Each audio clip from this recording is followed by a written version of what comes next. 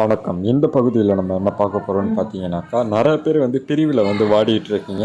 அது இந்த முறை வந்து பார்த்தீங்கன்னாக்கா, நீங்கள் இவங்கள தான் வசியம் பண்ண முடியும், இவங்கள தான் வசியம் பண்ண முடியாது அப்படின்லாம் கணக்கு கிடையாது. நீங்கள் யாரை வேணாலும் வசியம் பண்ணலாம். அப்படி ஒரு மோகன வசிய பரிகாரம் தான் இது. யார் யாரெல்லாம் வந்து பிரிஞ்சிருந்தாலும் கவலைப்படாதீங்க.